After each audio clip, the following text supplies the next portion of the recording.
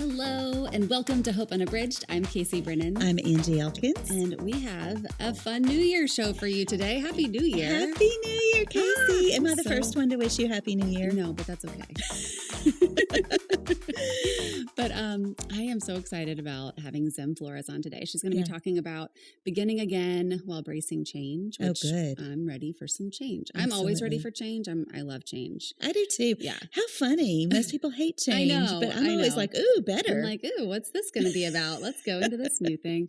But yeah, and just, she's had a lot of transitions in her life that have led her into new seasons and hopeful seasons. And I'm really hoping for a hopeful season. Me too. I think we can only go up from here. I hope so.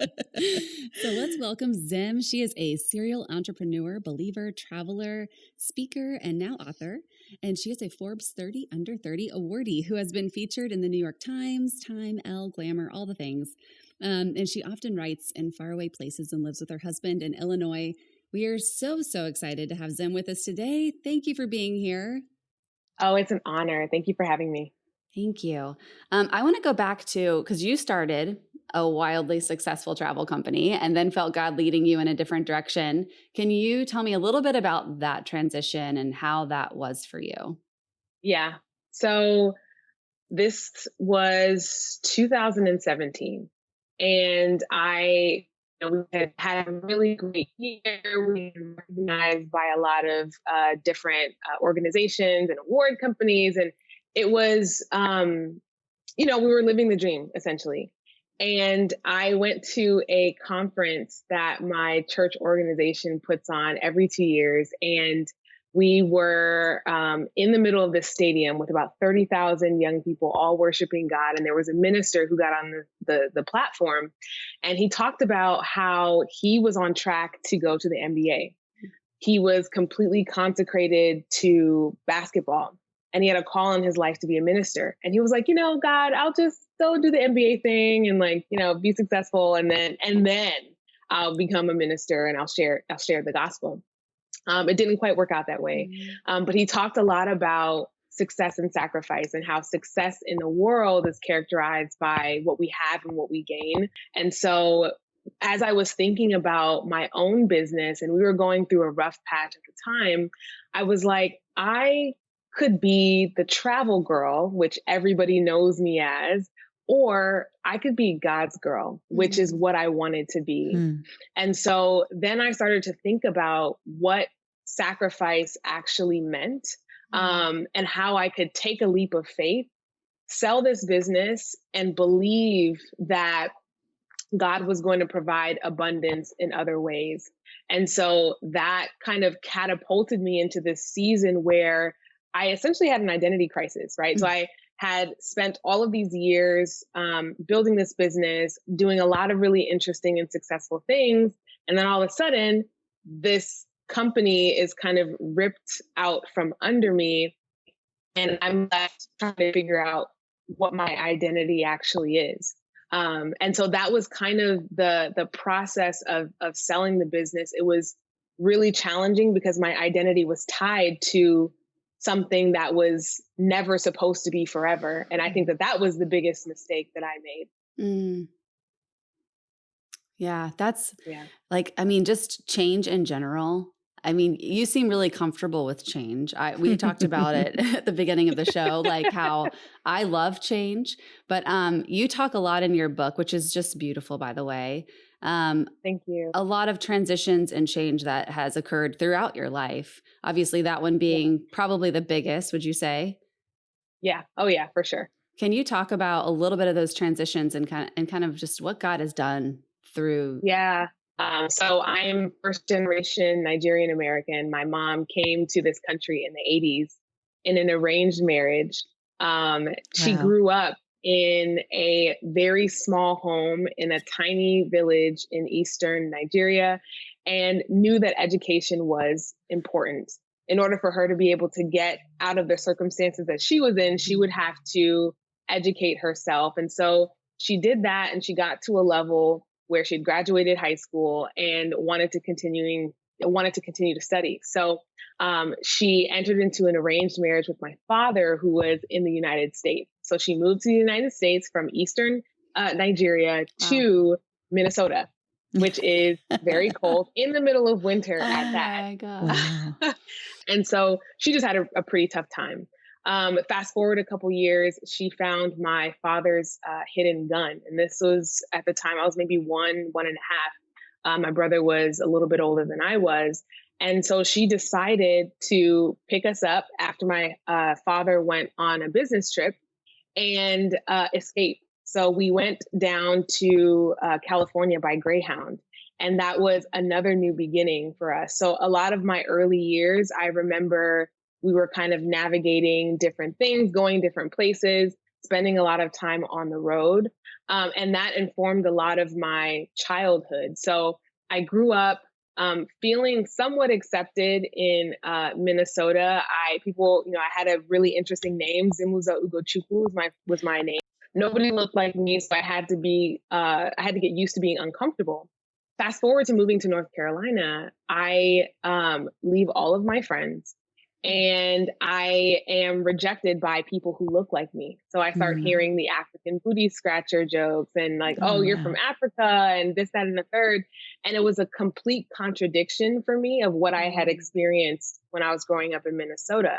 And so I then had to figure out, okay, Zim, who do you want to be? What is your identity? Is it in what you experienced growing up in Minnesota, or is it in this like new place? Yeah. And so that was kind of what I grappled with all through middle school and high school, got to college and, cloned this gene. And I was appointed the youngest precinct judge for the state of North Carolina. I was 19 years old, ran an anti-tobacco organization with my best friend, and then helped open a civil rights museum. So I was doing like all of these things, and I was caught up with all the things.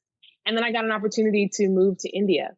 And that was right after I graduated college. So I sold everything in my house. I just like put price tags on everything in my apartment and had an open house. People came in and they were like, ooh, this is nice. This lamp is great. I'm just gonna take it. And then I was off, moved to India and didn't know the language, hadn't tried the food. I was like a baby in a foreign land. And so when I think about my own life and all of these new beginnings, there is always a thread. And I have oftentimes kept my identity in the last thing. I think reinventing ourselves or finding what's next for us is always such a challenge. And I think we all go through that at some point in our lives, where we've been known as this for so long. And then maybe we move or something happens and we have to just kind of find who we are again. So talk to me just a little bit about that, about identity and how you were able to root yourself in your relationship with God and find your identity there. Yeah. So during the time that I sold Travel Noir, I went through this period of 18 months with our acquiring company. And it was the hardest 18 months ever because you had this thing that you built and everything was changing and you had no say. And so I really clung to John 15. And that particular scripture talks about God being the gardener and the true vine, and that he prunes the things that even bear fruit so that they may bear fruit more abundantly. And so as I'm sitting here thinking about, I just sold this business and it wasn't inherently bad, but God was pruning that thing to make way for all of these other things to be born. Yeah. I was doing an interview not too long ago, and the host said to me, you sacrificed this business, but God gave you an empire. And so I think about how just giving away this one thing, even if you think about Abraham, he left everything that he knew because he trusted and believed in the promise that he was going to have for him and his generations. And I look at my life today, I have 6 businesses that I run with my husband that wouldn't be possible if I didn't give up this one thing, or if God didn't prune this one thing. And so when I think about who I am as a believer, who I am as a daughter of God.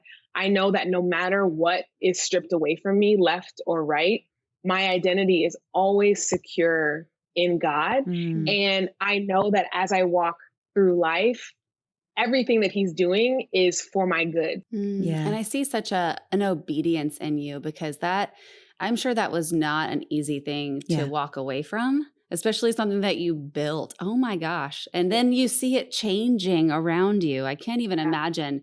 And can you talk a little bit about, because I mean, I feel like that's a common theme in your life, is that obedience to follow in God's direction and calling. Yeah. Yeah. I mean, the Bible says very plainly, obedience is better than sacrifice, right? So if God was telling me, or if I felt like God was saying, give this thing up, and I was more worried about the actual sacrifice than being obedient to God, then that was an issue in and of itself, right? If we think about King Saul and what he was told to do with the Amalekites, leave nothing, right? Leave nothing, don't take anything, kill everything. And he didn't do that. He brought the king, and he brought some choice livestock, and he disobeyed God. And because of that, there were some very, very serious consequences. So there is such a safety within the boundaries of God. And I think a lot of people think of it as like, oh, it's too many rules, or it's like so strict, but there really is a freedom that exists when you already know what you cannot step outside of. And I think our own minds kind of trick us into believing that, no, if we're walking this narrow path, there really isn't room for us to move. But to be in God and to be with God is to be free. Yeah. That's so good. I think also it just has a feeling of holding our lives loosely, right? And just saying yes to whatever God has for us. And I know in my own life, I've struggled with what I've thought might be my calling, what I've believed was my calling, but God opening doors that looked so much different than what I thought it was going to be. And so I have a friend that defines that as, we all have the same calling, right, to make disciples, but our assignment can change. And it sounds like your assignment has changed over and over. Yes. And just your willingness, like Casey said, to be obedient, but to say, God, whatever you want, if yesterday it was this, tomorrow it may be this, my answer is yes. I'm just going to walk forward and follow you. I love that so much. I do too. How has that been on your friendships and on people in your life that you worked closely with? Like, how have you moved forward in that? I think that's probably been one of the hardest things. Right? I think when we become friends with people, and when we give so much of ourselves and they give so much to us, and they end up cycling out of our lives, it sometimes, at least to me, has felt like some kind of a betrayal, right? Like, I've trusted you, and not necessarily that they've done anything wrong, but that we've grown apart. And I had the hardest time with this when I sold my company, because there were a lot of people who I attached myself to because I was in this like successful space. And to have these people in my circle was to mirror to the world, oh, she actually is successful. She knows all these different people.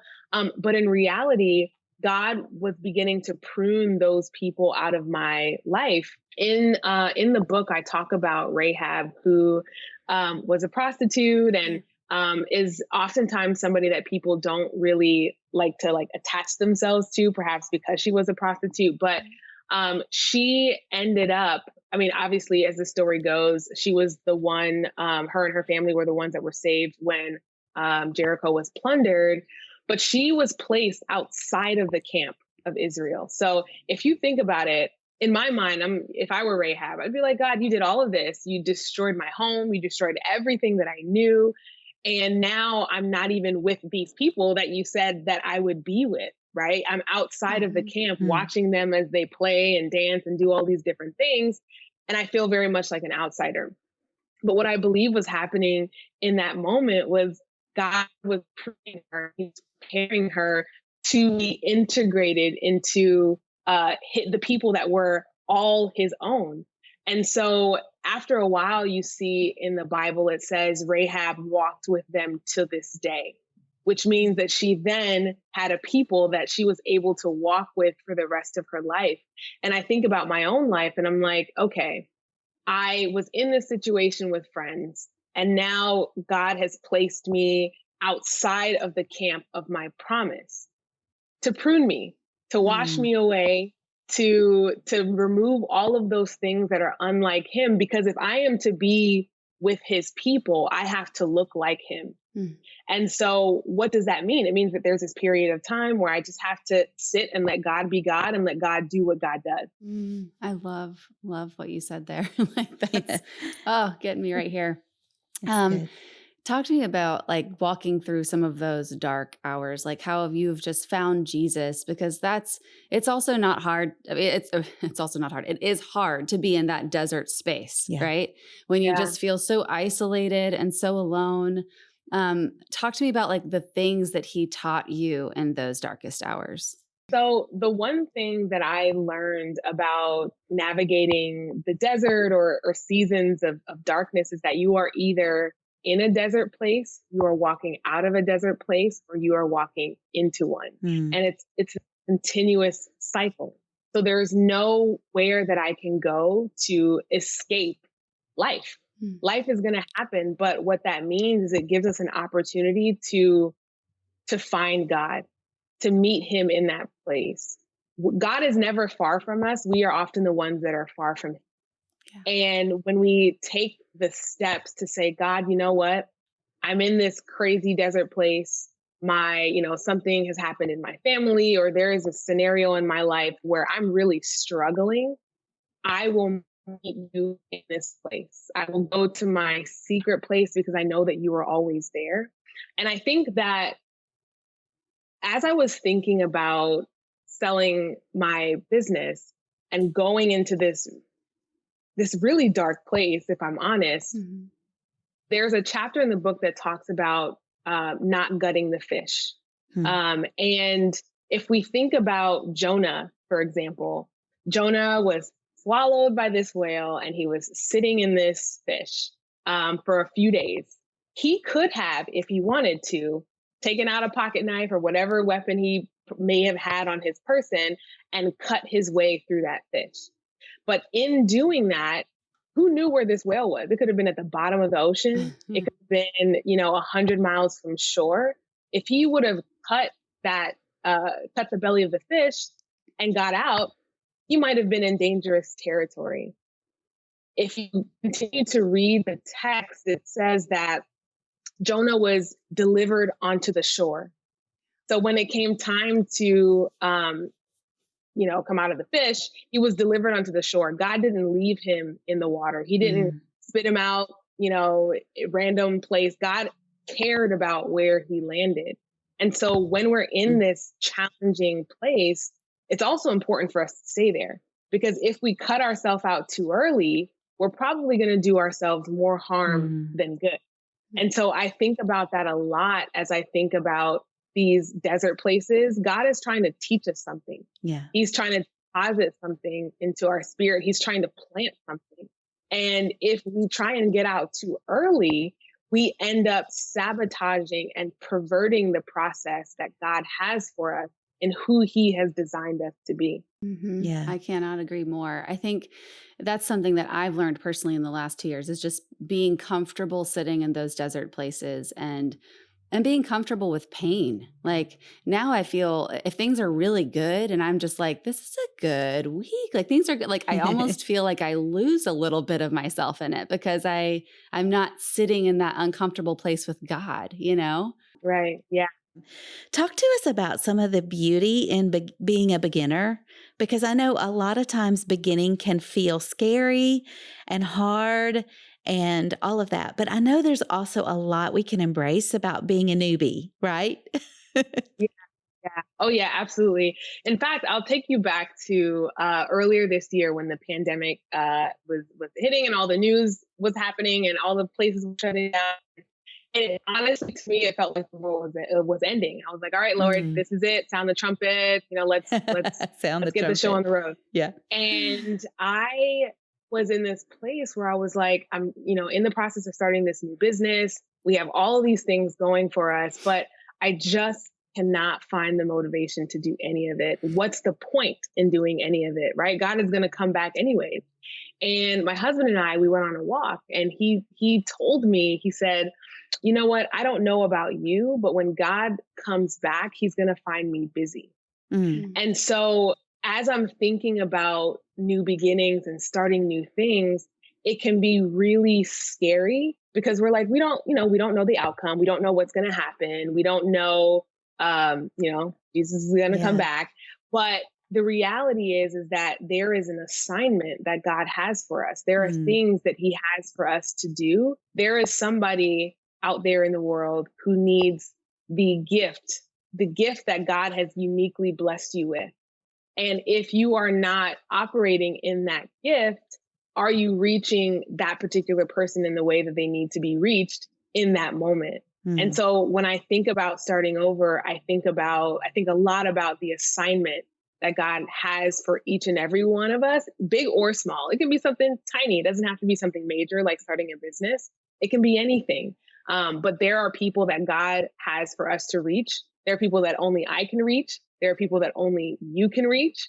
And if we are operating in the gifts that God has given us, then we have the opportunity to reach those people. I love it. I do love that. How can we be a joyful participant in our own story? Like, even when we don't know what's next, and I think we all don't know what's next right now. So how can we be joyful in that? Yeah. There is a peace and a joy that comes in knowing that God has our back. It's an unexplainable peace. It's an unexplainable joy. If we walk every day in knowing that God, everything that we see, everything that we have, God has ordained it to be so. And it shifts our perspective quite a bit. And so I find that as I'm going about my day to day, I take stock of the little things, the fact that it's sunny outside. I take it in every single moment. It's a step-by-step thing. It's day by day. And if you're thinking about your life in those little moments, it's easier to find joy. Don't look at the big picture. Oh, everything is going wrong, but you're alive to see it. Even though everything is going wrong, you still have breath in your lungs. You're still able to walk. You're still able to eat. You're still able to do all of these different things. Take things moment by moment and step by step. That's good. I love it. That. So here we are in a new year, 2021. Tell me about your hopes. What are your hopes for this year?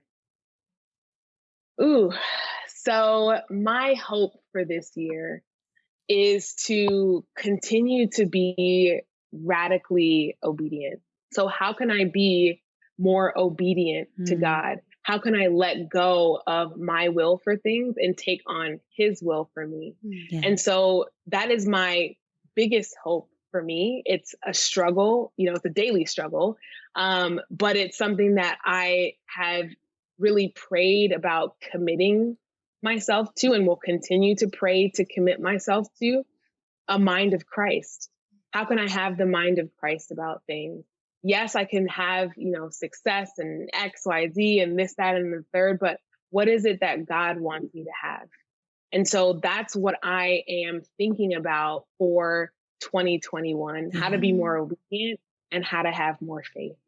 I want to give you a chance too to kind of tell people that are watching or listening where they can find you. And I know that you just recently started a new business and I can't remember the name of it, but can you talk about that a little bit too?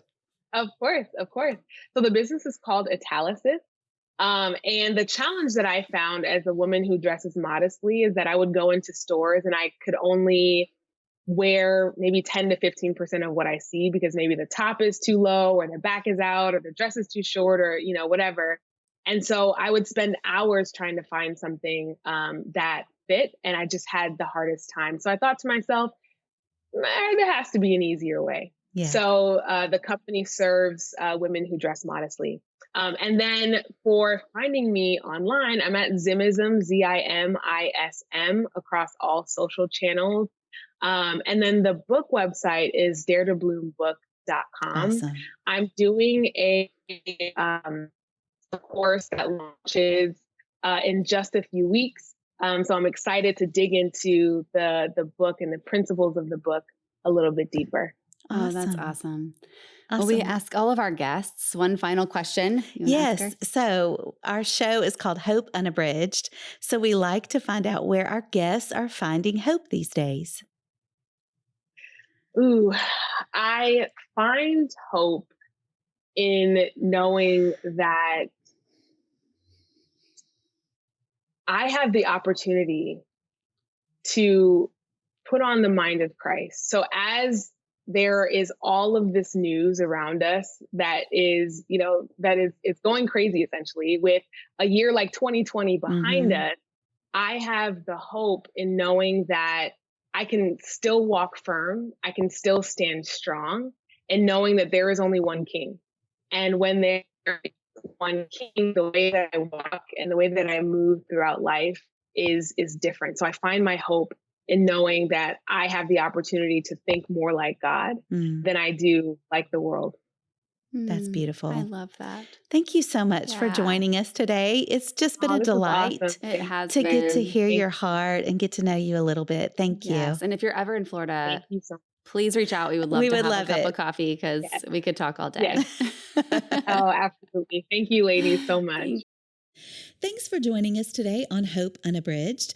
We'd like to remind you, if you're watching us on Good Life 45, you can also listen to these episodes everywhere you listen to podcasts. If you're listening and you would like to see the filmed version of this show or any of our other shows, check us out on Good Life 45 or on our YouTube channel and our app. We hope that something you've heard today really blessed you, and we would love for you to share this show with those that you love. Just hit that share button on your podcast app or on YouTube and send it to a friend. With this program, we are finding hope in the unedited stories of our lives, and we want you to do the same.